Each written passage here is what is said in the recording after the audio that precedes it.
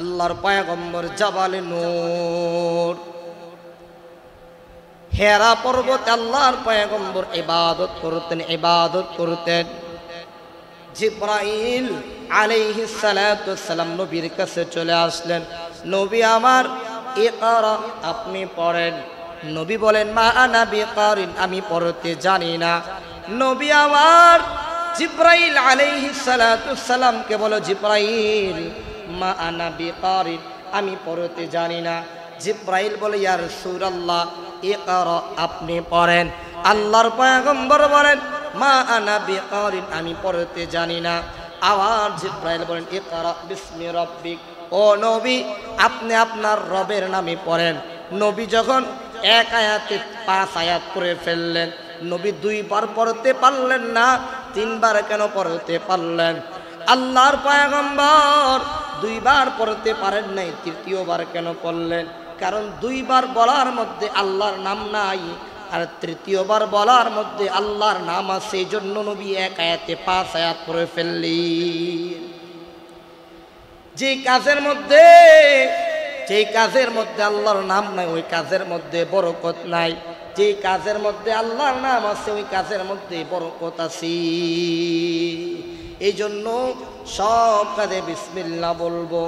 বাসায় যাব দরজা খুলবো বিসমিল্লাহ, পানি খাবো বিসমিল্লাহ, যে কাজ করবো বিসমিল্লাহ বিসমিল্লাহ বিসমিল্লাহ বলে যখন আল্লাহর নাম নিয়ে যখন আমি কাজ করব, আল্লাহ আমাকে ওই কাজের মধ্যে বরকত দিবে।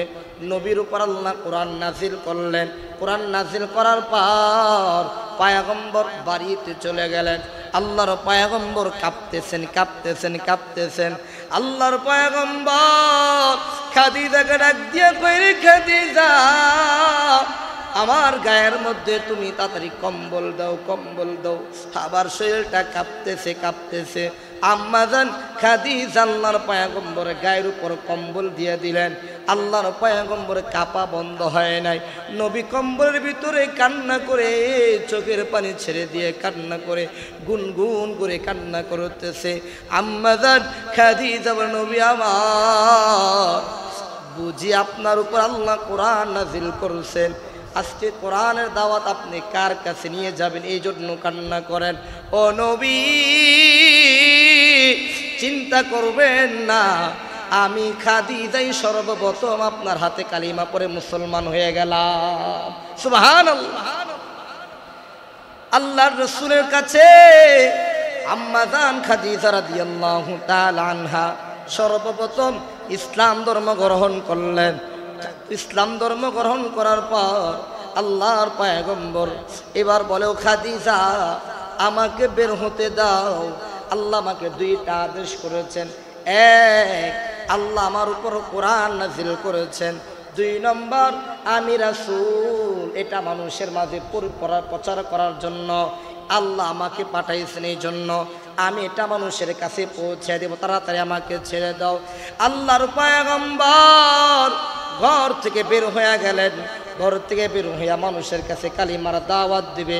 ও এলাকার মানুষ, ও দুনিয়ার মানুষ, তোমরা বলো লা ইলাহা ইল্লাল্লাহ, আল্লাহ তাআলা ছাড়া কোনো ইলাহা নাই। আমি নবীকে আল্লাহ তাআলা, আমাকে আল্লাহ তাআলা নবী বানাইছেন। আমাকে নবী হিসেবে তোমরা গ্রহণ করো।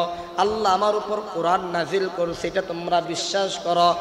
মদিনা মক্কার আবু জাহেল, কুখ্যাত সন্ত্রাস আবু জাহেল আমার নবীকে পাগল বলতে শুরু করলো।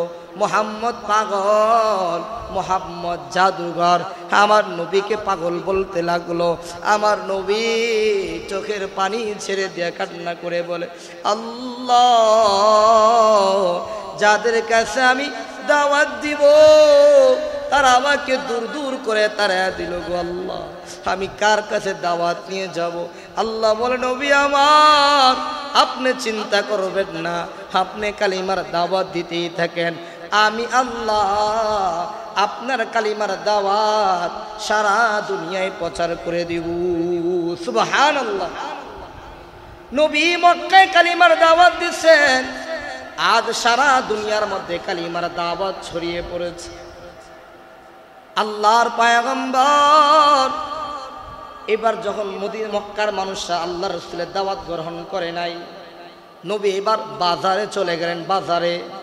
বাজারে গিয়া কালিমার দাওয়াত দিচ্ছেন। ইয়া আইয়ুহান নাস কুলু লা ইলাহা ইল্লাল্লাহ, হে মানুষ তোমরা বলো আল্লাহ তাআলা ছাড়া কোনো ইলাহা নাই, আল্লাহ তাআলা ছাড়া তোমাদের কোনো রব নাই, এটা তোমরা মেনে নাও। হে দুনিয়ার মানুষ, আল্লাহকে তোমরা স্বীকার করে নাও। আল্লাহর পয়গম্বর বাজারে গিয়া কালিমার দাওয়াত দিলেন। আবু জাহেলের কানে সংবাদ চলে আসলো, মুহাম্মদ বাজারে গিয়া কালিমার দাওয়াত দেয়।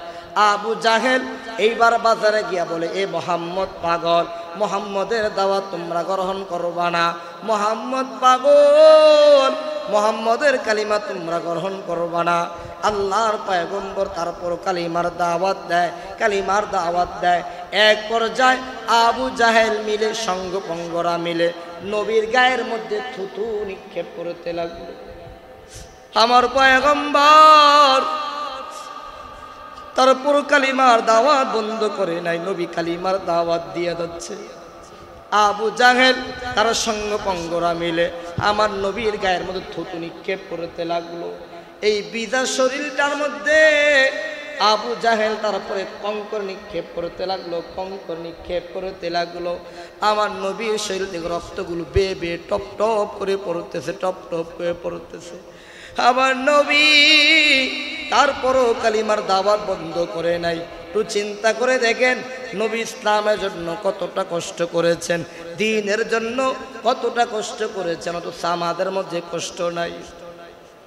এ দুনিয়ার মুসলমান, ভালো করে বুঝে নাও, আল্লাহর পয়গম্বর ইসলামের জন্য, দ্বীনের জন্য কি পরিমাণ কষ্ট করেছেন। নবীর গায়ে থুতু নিক্ষেপ করলো, তারপর নবী দাওয়াত বন্ধ করে নাই। নবীর গায়ের মধ্যে কঙ্কর নিক্ষেপ করলো, তারপর নবী দাওয়াত বন্ধ করে নাই। নবীর গায়ের থেকে রক্তগুলো বেয়ে পড়তেছে, তারপর নবী কালিমার দাওয়াত বন্ধ করে নাই। নবী আমার কালিমার দাওয়াত দিয়ে যাচ্ছে। এক পর্যায়ে আবু জাহেল আমার নবীর গলার মধ্যে গামছা পেঁচিয়া মক্কার অলিগলিতে টানা হেঁচড়া করেছে। আমার নবী কয়, ও চাচা আপনি আমাকে ছেড়ে দেন, আমার খুব কষ্ট হচ্ছে। আল্লাহর পয়গম্বরকে কি পরিমাণ কষ্ট দিয়েছে, তারপরও আমার নবী কালিমার দাওয়াত বন্ধ করে নাই, ইসলামের দাওয়াত বন্ধ করে নাই। নবী কালিমার দাওয়াত দিয়ে গেছেন। নবী তায়েফের ময়দানে কালিমার দাওয়াত দিতে গেছেন। তায়েফের ছোট্ট ছোট্ট বালকরা আমার নবীকে কঙ্কর নিক্ষেপ করতে লাগলো। আমার নবী শরীর দিয়ে রক্তগুলো বেয়ে পড়তেছে, নবীর জুতাটা পায়ের মধ্যে লেগে গেছে, রক্তগুলো বেয়ে পড়তেছে। আমার নবী জমিনের মধ্যে শুয়ে গেছেন। যায়েদ ইবনে হারেসা, নবীর পালক পুত্র যায়েদ ইবনে হারেসা নবীকে জড়ায়া ধইরা বলে, ও তায়েফের বাসীরা, আমার নবীকে আর তোমরা মাইরো না। আমার নবী কতটা কষ্ট করেছি ইসলামের জন্য, আমার নবী পাগল না, আমার নবীকে আর তোমরা মাইরো না। তায়েফবাসীরা আমার নবীকে মারতে মারতে রক্তাক্ত করে ফেলেছে। হঠাৎ জিব্রাইল আলাইহিস সালাতু ওয়াস সালাম আমার নবীর কাছে চলে আসলেন।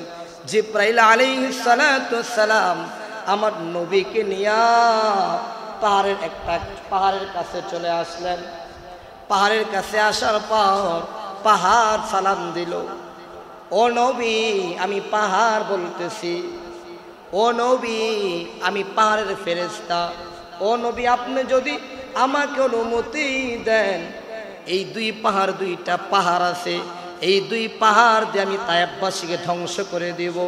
আমার নবী চোখের পানি ছেড়ে দিয়া বলে, এ পাহাড়ের ফেরেশতা, আমি জানি এই দুই পাহাড়ে দুইটা পাহাড় আছে, এই দুইটা পাহাড় যদি মানুষদেরকে মেরে ফেলতে পারবা, তায়েফবাসীকে ধ্বংস করে ফেলতে পারবা, কিন্তু এই তায়েফবাসীদেরকে ধ্বংস করে ফেললে আমি নবী কালিমার দাওয়াত কার কাছে নিয়ে যাব? একটু চিন্তা করে দেখে ওই নবী কত দয়াশীল, নবী রহমাতুল লিল আলামিন নবী, নবীকে মারতে মারতে রক্তাক্ত করে ফেলেছে, তারপরও তায়েফবাসীদেরকে নবী ধ্বংস করেন নাই। নবী দোয়া করেন আল্লাহুম্মা হাদি কওমি ফাইন্নাহুম লা ইয়ালামুন। আয় আল্লাহ, আপনি আমার সম্প্রদায়কে হেদায়েত দান করেন। আয় আল্লাহ, আপনি আমার সম্প্রদায়কে হেদায়েত দেন, কারণ আমার সম্প্রদায় দ্বীনের কথা, ইসলামের কথা তারা বুঝে না। আল্লাহর রাসূল দোয়া করছেন, আল্লাহ আমার সম্প্রদায়কে হেদায়েত দেন, আমার সম্প্রদায় বুঝে না, আমার সম্প্রদায়কে হেদায়েত দেন। চিন্তা করেন, যে নবীকে মারতে মারতে রক্তাক্ত করে ফেলেছে, তারপর নবী হেদায়েতের জন্য দোয়া করছে। নবী ইসলামের জন্য কি পরিমাণ কষ্ট করেছে। নবীর হাতে যারা কালিমা পড়ে মুসলমান হয়েছে, তারাও ইসলামের জন্য কি পরিমাণ কষ্ট করেছে। নবীর হাতে যারা কালিমা পড়ে মুসলমান হয়েছে, শুরুর জামানা মক্কার জিন্দিগি, নবীর তিনটা জিন্দিগি গেছে। একটা হচ্ছে নবী জন্ম থেকে ওহী নাজিল হওয়ার আগ পর্যন্ত এক জিন্দিগি, আল্লাহর রসুলের এই জিন্দিগিটা সবচেয়ে ভালো এক জিন্দিগি গিয়েছে। আল্লাহর রসুলের উপর কোরআন নাজিল হওয়ার পর মক্কার এই 13 বছরের জিন্দিগি, নবীর উপর যে জুলুম নির্যাতন হয়েছে, নবী শুধু মাইর খেয়েছেন মক্কার জিন্দিগিতে, কিন্তু মদিনার জিন্দিগিতে আল্লাহর রসুলকে বলছেন, নবী আর মাইর খেইবেন না, এবার কাফের বেঈমানের বিরুদ্ধে আপনি যুদ্ধ করুন। চিন্তা করেন, মক্কার জিন্দিগিতে আল্লাহর রসুল কোরআন নাজিল হওয়ার পর নবী কোরআনের দাওয়াত দেওয়ার কারণে যারা নবীকে আলামিন বলতো, সত্যবাদী বলতো, তারাই নবীর দুশ্মন হইয়া নবীকে শাস্তি দিত, নবীকে জুলুম নির্যাতন করত। আল্লাহর রসুলের কাছে যারা ইসলাম ধর্ম গ্রহণ করছে ওই জামানায়, তাদেরকেও কি পরিমাণ কষ্ট দেওয়া হয়েছে। মহিলাদের মধ্যে হযরত সুমাইয়া রাদিয়াল্লাহু তাআলা আনহা, খুব দামি একজন নারী, যে সুমাইয়া রাদিয়াল্লাহু তাআলা আনহা ইসলামের জন্য, দ্বীনের জন্য শহীদ হয়েছে।